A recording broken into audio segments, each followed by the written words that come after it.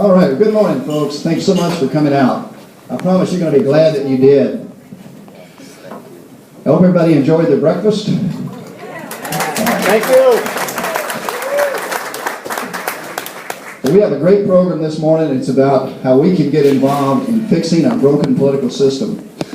Many of us have become seriously concerned about where America is headed if there's not an abrupt and complete change in direction of our country.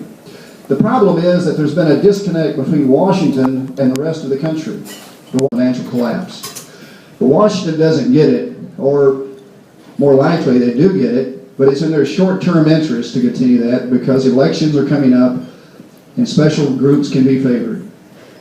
There was what was this saying, the difference in a politician and a statesman is, a politician makes decisions based on the short term, a statesman makes them based on the long term, and that's pretty much the truth.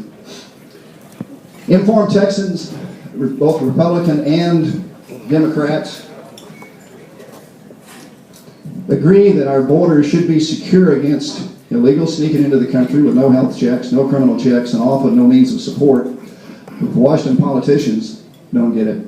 Texans of both parties see the need for term limits because incumbents, no matter high inept, have an 85% chance of being reelected.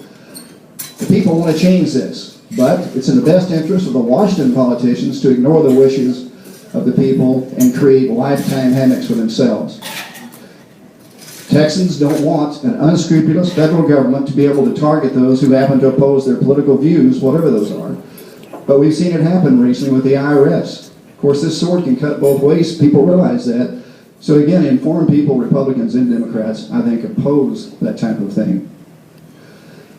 Texans, regardless of party, don't want an agency like the EPA to be able to seize their private land or fine or imprison innocent people with no due process. And yet, Washington condones these acts, and it's done every day.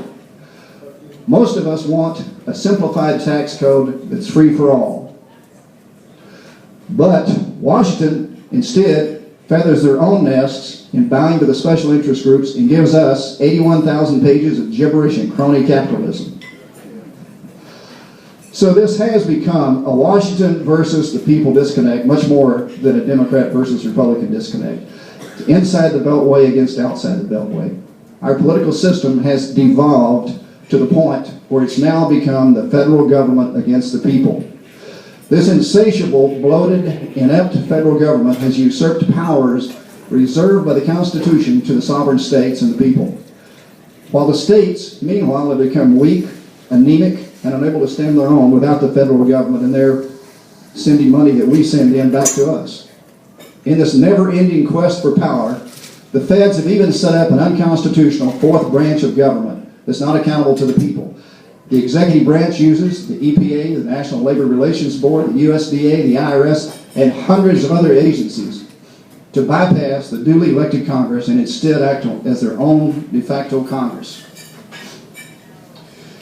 We've tried to fix this broken system through elections. We've tried to fix it through reason. We've tried persuasion to no avail. There is hope, though, my friends. Every problem I mentioned today, and countless others, can be solved. As Mark Meckler said, there's a solution hidden in plain sight. It's Article 5 of the Constitution.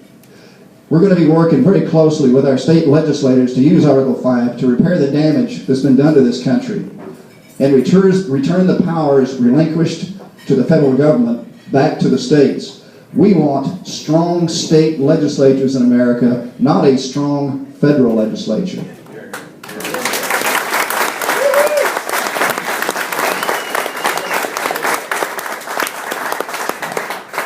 This is what the founders intended. It's what we want, it's what we demand, and it's what's good for America.